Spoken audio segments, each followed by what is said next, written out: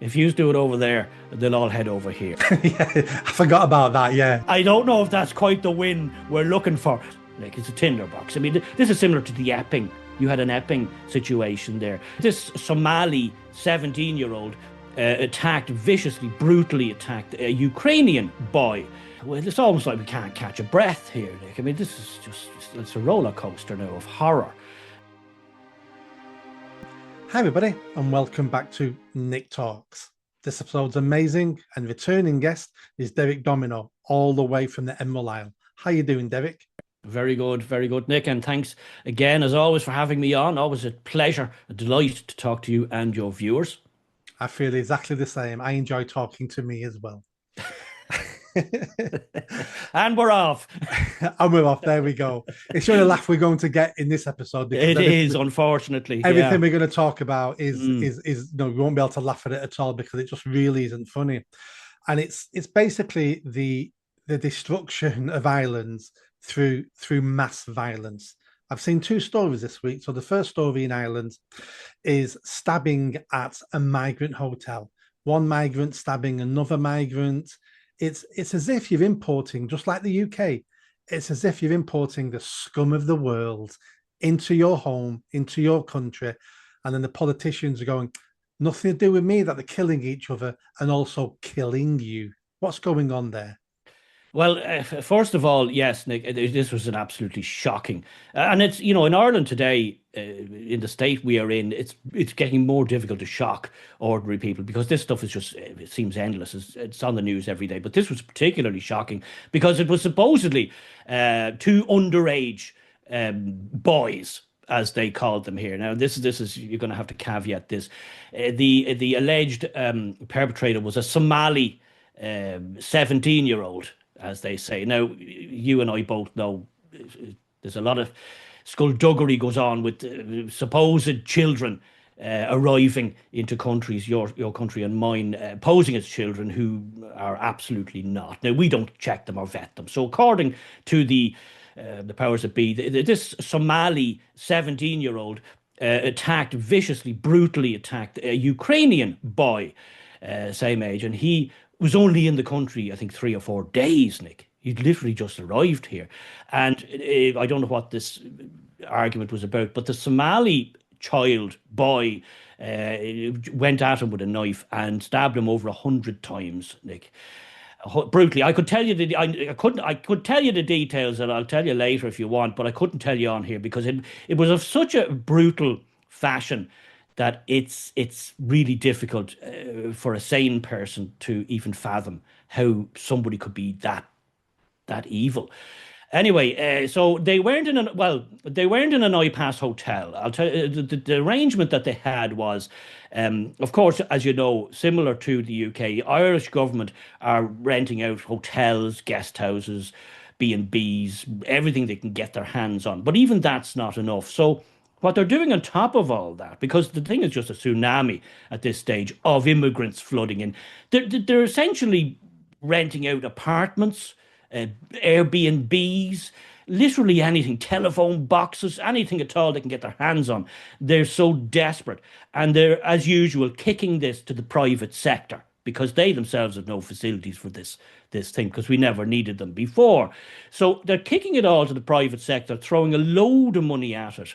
And pretty much anybody who's got any kind of an accommodation, be it a hotel room, an apartment or whatever, the government's quite happy to throw money at you if they can shunt in some of these new to the parish people. And that's what you had in this situation with the stabbing. You had an apartment in a residential apartment area. You could be living next door to it. I could be living next door to it. You wouldn't have any clue. This was owned allegedly by a private business that does this and has got into this racket, and I do call it a racket. And they put it available to the TUSLA, which is our children's. They look after the children's end of things in terms of children in care, basically. And they had 4 of them, these under 18s, in this apartment. They just shunted them in, supposedly under supervision, as they call it. What that supervision was, I couldn't really tell you, good or bad it was. But anyway, it wasn't good enough to prevent this. because they just shunted in these four allegedly under 18s, including this Ukrainian boy who had just arrived. And he was, I assume, went and signed on to the migrant centre, and they just looked at where they could slot him in. They slotted him in here with what turned out to be this absolute psychotic, psycho crazed, evil, heinous individual from Somalia. Now, I've also seen reports, I can't fully confirm this, but I have seen reports that this Somali boy, as they call him, had also been in the Scottish IPAS system or immigrant system as a 19-year-old. So, again, as I said, I would believe it, Nick. I would believe it. I would believe it. And I can't fully confirm that, but I have seen reports alleging that. So, this is just monstrous what is going on. This boy arrived from Ukraine. From what part of Ukraine, I don't know.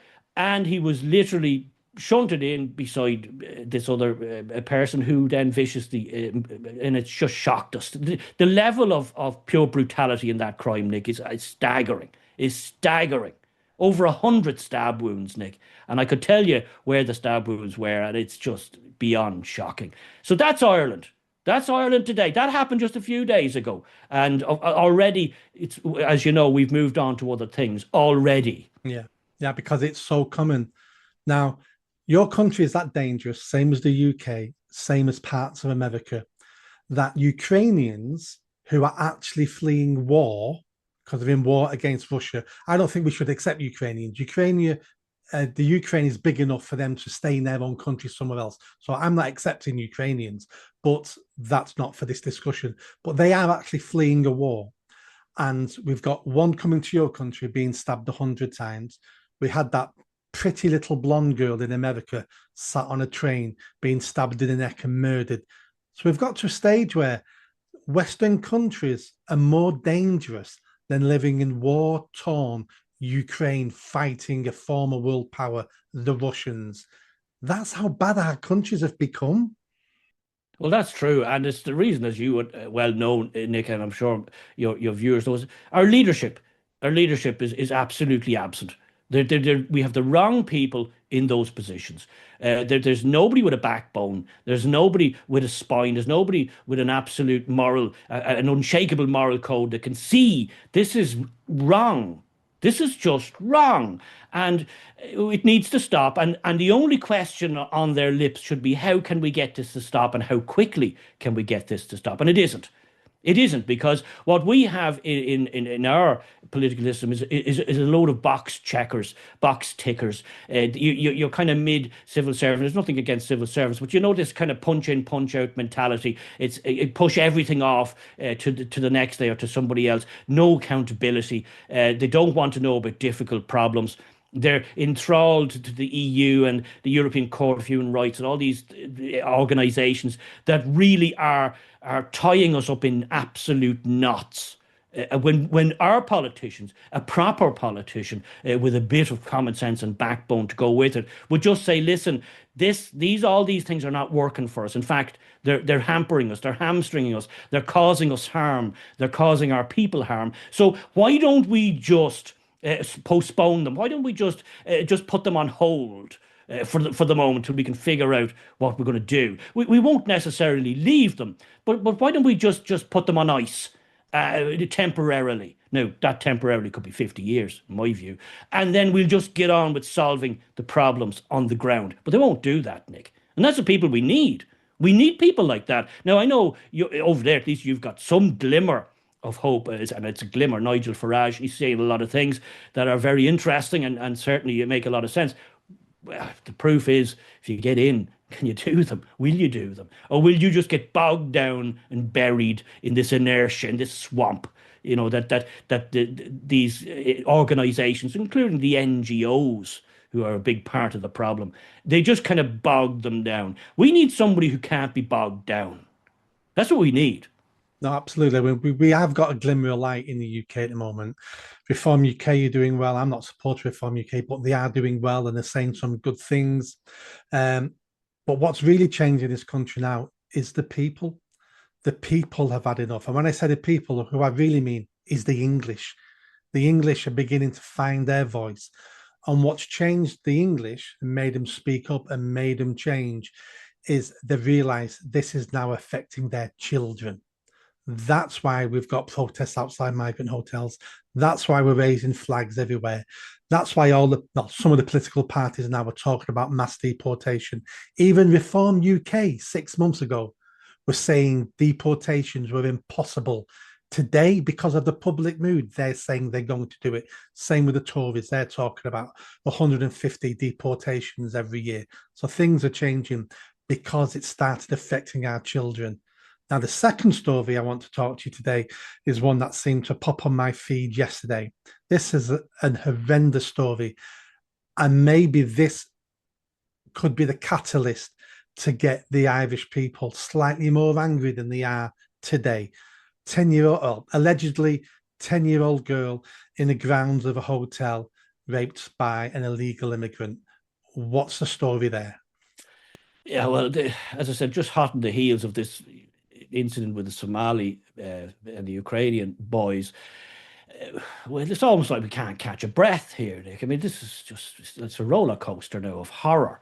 A 10-year-old girl, this popped up yesterday, you saw it, I saw it, it's been all over the place here. A 10-year-old girl who was in care, again, this TUSLA organization. She was an Irish girl, 10 years old, in state care, and she was sexually assaulted. She was raped by an African man in his 30s, is what they're reporting.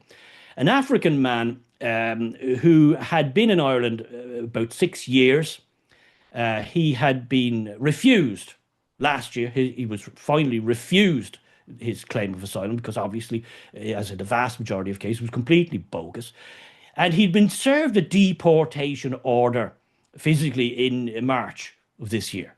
Now, yet somehow he's still living at taxpayers' expense in this City West, they call it. It's in Saggart, a suburb of Dublin. It's a massive, sprawling hotel. It was a big hotel conference centre and stay. It was taken over or hired or leased by the state for IPAS, for immigrants services, and for to put all these asylum seekers in a huge place. I don't know how many hundreds there, could be thousands there. It's a massive and big sprawling grounds as well.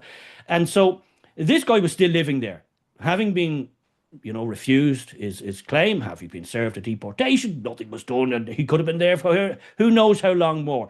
But somehow this girl who was in state care, and she was supposedly in state care, again, in one of these apartment arrangements, as I said, with they're just outsourcing. The state is outsourcing to all kinds of privateers. So this girl was allegedly in another apartment type scenario where she was allegedly being supervised to some degree or whatever. And she had gone on some trip to town. This is what TUSLA is saying, with some handlers or carers or whatever. And they say she ran away, she absconded. Now, there's not very much of a level of care there if you can't keep your eyes on a 10-year-old when you're out in town or shopping or you go to wherever you go. Anyway, she got away allegedly, and somehow she ends up in City West, in the grounds of City West. And this incident happened on, they're saying, dawn of the next morning. So there's a lot of funny iffiness about that whole scenario. And she gets attacked by this illegal, and he was totally illegal, African man. And you know what happened. It was a horrendous thing to happen. And at 10 years old, the man was arrested. She's back in care. And the country is absolutely, I mean, look, it's a tinderbox. Like, it's a tinderbox. I mean, this is similar to the Epping. You had an Epping situation there. And you know how that went with the locals and with English people in general. Well, that's a similar vibe going on here. People are just, you remember the stabbings on Parnell Street, the three young girls getting stabbed, again, by an African man, an Algerian man. He still hasn't come to trial, by the way. Imagine, he still hasn't come to trial. So I don't know, Nick, when the lid blows off this. I really don't know, because there's absolutely no political will, it seems to me, to change anything. And even our presidential election, the sham and the shambles that is, the two remaining candidates, only two left, are both open borders. They're both full on, full steam ahead, open borders. Like, there's no voice. There's no voice for ordinary people here, Nick. None. None whatsoever. And I think that's because you've got a long way to fall yet before the average people go, I've had enough. For you to have two people in the presidential race, both for open borders, it's like you've not hit rock bottom yet. You've got, like the UK, you've got a lot further to go. I've come to a bit of a conclusion on our countries, and it's this. I call it the in the UK, I call it the UK rape safari. We have dysfunctional men across the third world trying to take a gap year, trying to take a gap year to go through Europe, pillaging and raping as they go. And some of them can get all inclusive deals now because all inclusive, they get a free hotel, free food, free dental care, free NHS. We even give them spending money. And the best thing about it, Derek, is even if they get caught, we still don't even deport them. It's an organized rape safari, and where the taxpayer is funding it all. And when you put it in those terms, we must be mental.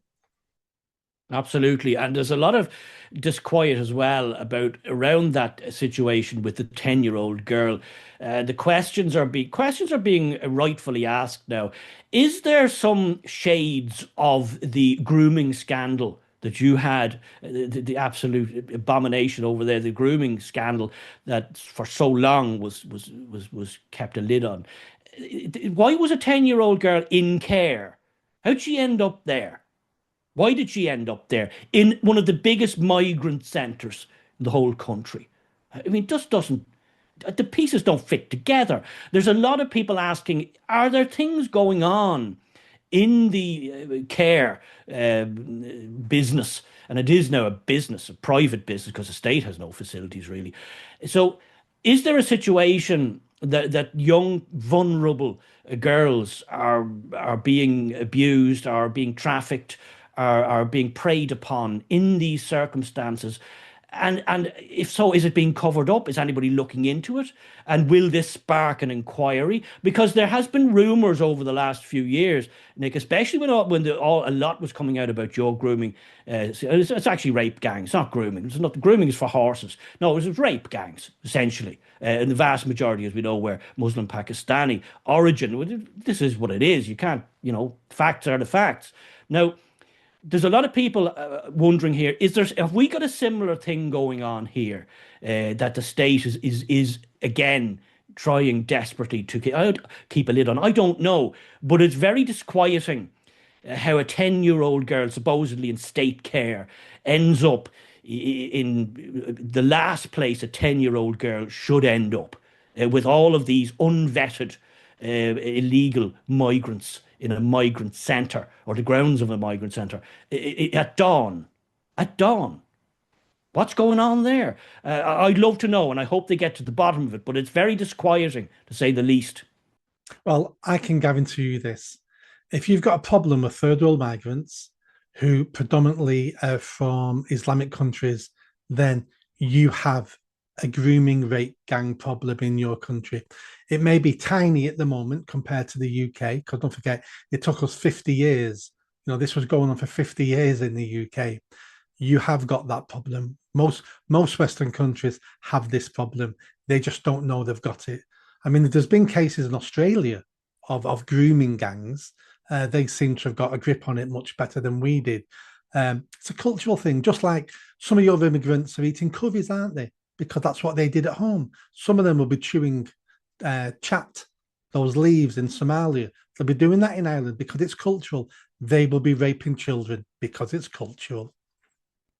Well, it's a very, very dark, very dark to place we're in now, Nick. And as I've said before to you, we just don't have the population to soak this up, to soak this level of immigration up. I mean, we just don't. I mean, you've got your 60, 70 million over there or whatever it is now, and you look at the problems you've got. I know you're at it a lot longer than we are, but we've got five, 5 million, and only four of that is Irish. There's 1 million people have come here since the 90s, an extra million. And that's the official figures, Nick. And I don't believe them. I don't believe the official figures because from what I can see from doing a bit of research, our supermarket business stocks holds or carries and runs stock for a lot more than our supposed population. So you tell me how that works. Something not quite right there. The government is desperate to try and keep a lid on this problem because they know people are really at the end of their tether. And something like this, what happened to the girl yesterday, is they're just waiting for a spark. Like, and the spark could come from anywhere at any time. And that story only made the fifth story for 20 seconds on our national news last night. First one, I think, was Gaza. The second one was the presidential race. It was the fifth story, Nick. Fifth for 20 seconds. So you tell me, are the media really on our side trying to bring us the up-to-date, true view of what's happening in Ireland? I think they're not. They're doing the exact opposite. They're covering for the politicians. Oh, absolutely. And we've had this for decades in the UK with mainstream media not reporting what they should be reporting or lowering a story because they don't want to embarrass the government. And part of it is also about us being desensitized, that we're so used to it. You know, we're so used to a 10-year-old girl being raped that, oh, I don't want to read that story because I know it goes on. That should be a warning sign to us that we're being desensitized to something as horrendous as that. Well, that's where we're at. There's a stabbing incident nearly every day, every couple of days, every few days here. And okay, a lot of them are it's not fatal, but still somebody's taken a knife out and gone at somebody else, or people, even in school playgrounds, Nick, this is happening. In school playgrounds now. And part of the problem there is, and it's not Irish lads pulling out a shank or a machete. It's not Irish. We're not the one. We're not. We certainly haven't turned in to a race of knife wielders. It hasn't happened.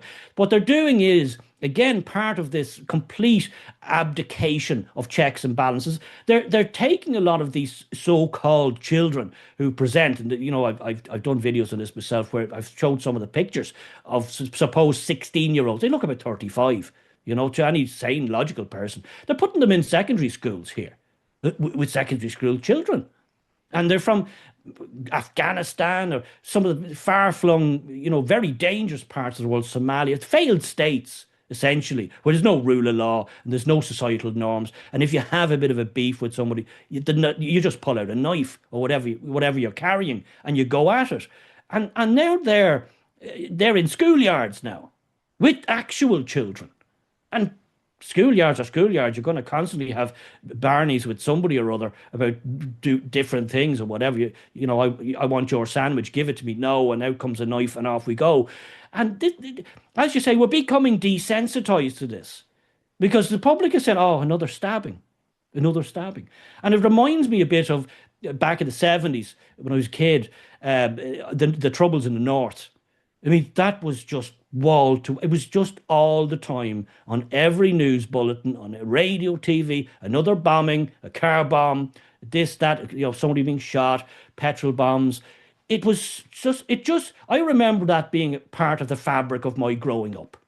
It was like it had always been this way. It was always going to be this way. It was just always there. And you became desensitized to it. A car bomb in Belfast, shrug your shoulders, you don't even hear it anymore. And that's where we're getting to now, having made such great progress, Nick, in Ireland, in the whole island of Ireland, over the last 20, 30 years. We're now back. We're being dragged back into the dark ages by this absolute lunatic open borders policy, where we're now practically inviting, or certainly incentivizing, scumbags, as you say, from some of the worst places on planet Earth to come live with us free. We give you free stuff. What's not to like? And they're all WhatsApp and their buddies who then come and live with us. No, it makes, and especially for Ireland, it makes no sense. Like I said to you before, 100 years ago, you fought the British Empire for your freedom. Then we had the troubles in Northern Ireland for 30 years, neighbours killing each other, bombs, explosion. You've had a lot of pain. There's been a lot of tears in your islands.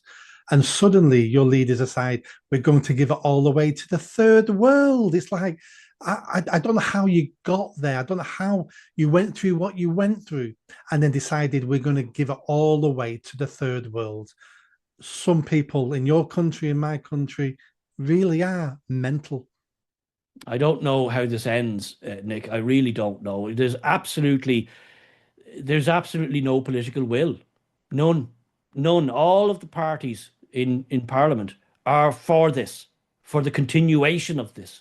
And and even the presidential election, same thing. There's no candidate, and not that the president really has any power here, it's mostly ceremonial, but still, they wouldn't even allow a candidate onto the ballot who wasn't handpicked by the powers that be. And there's a massive this election. This is on Friday now. There's a massive campaign, and I'm certainly part of it, to spoil our votes. There's going to be interesting to watch if how that pans out, because there's a lot of disquiet, and not just with young people or middle-aged people or old people, across the whole spectrum. There's a lot of anger and disquiet and disgust that we couldn't even have a proper election anymore. They couldn't even allow somebody, say like Conor McGregor. We talked about Conor before, and there was a few other really, really good candidates in the mix, Nick Delahunty, Maria Steen, with various different views that didn't align to one degree or other with the status quo, and they were kept off the ballot. We can't even vote for them. They didn't even give us the opportunity to vote for anybody they didn't like. So they didn't let them on the ballot. So there's a lot of people, including me, who are going to go out proactively to the polling station and write Mickey Mouse or whatever, Donald Duck, Willy Wonka, whatever you like. We're going to spoil our vote, Nick. We're going to vote. We are going to vote and spoil it deliberately. And that is a form of protest. We're going to vote none of the above. Yeah. Yeah, I mean, it sounds like you don't have a proper democracy when the fake democracy offers you a choice of two identical people. That's not a democracy. It's a bit like a magician. Pick a card, any card, and he always ensures you pick the card he wanted you to pick in the first place. And that's not a real democracy over in Ireland. I wish you guys well. And if we manage to do something over here with the next government we get and we start deporting people, I think you guys are going to look over the Irish Sea and go, we want some of that, and things will change. So if we can do it here, you guys can do it there.